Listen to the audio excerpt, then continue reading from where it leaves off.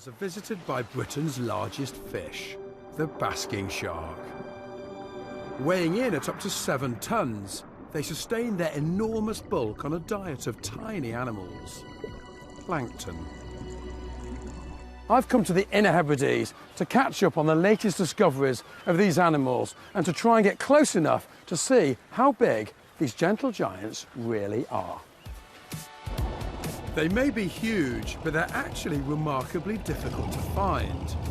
So we've come to Mull, one of the best places to see them, and teamed up with skipper James Fairburns. James, basking shark is a big fish, but they're surprisingly tough to spot. Yeah, I mean, that's the thing. They're not like a mammal, like a whale or a dolphin, which needs to come to the surface to breathe. They are only coming up to feed. They're coming up for the plankton. So the chances are it might never come up unless the plankton was there. And why is this area so good for them? Well, we think a lot to do with it is these waters are warmed by the Gulf Stream. These nutrients being brought into these waters.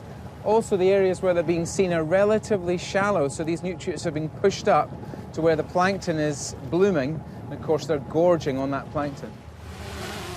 To give us a unique view, we're sending up the One Show drone.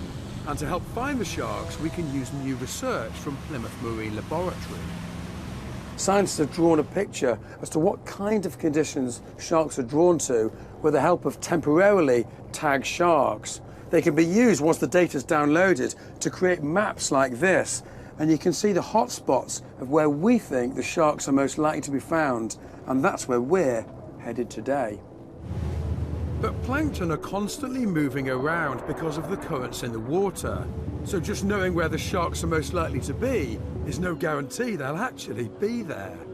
This might be a huge animal, but look around me. It's still effectively a needle in a haystack. But very quickly, shark spotter Andy sees a dark shape in the water. Shark! Shark right at the lighthouse! There it is! Oh, I've just seen the dorsal fin and the tail fin together. It almost looks like there's 2 sharks. It isn't, it's just one very large one. And we don't want to lose our chance, so I'm getting kitted up as quickly as I can. I'm suited up, I've got my flippers, snorkel and mask. The only way I'm going to estimate the size of that beast is to swim next to it.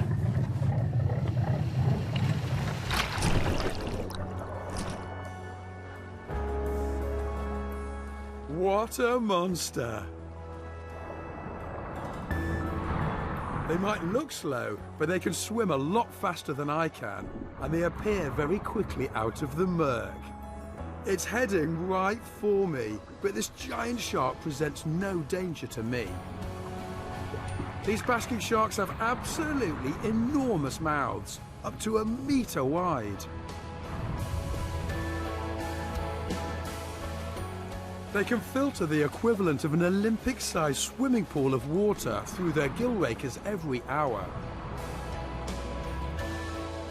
That translates into about 30 kilograms of zooplankton every day. I'm actually swimming in a living soup of basking shark food. I'm near enough 2 meters tall.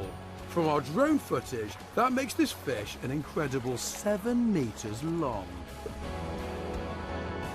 These fish can grow up to 12 meters in length.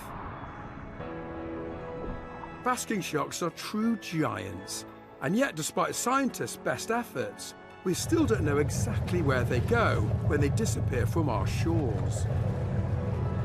There's something about seeing an animal coming towards you with a mouth that wide, that's that huge, that weighs 7 tons, that's memorable and awe-inspiring in equal measure.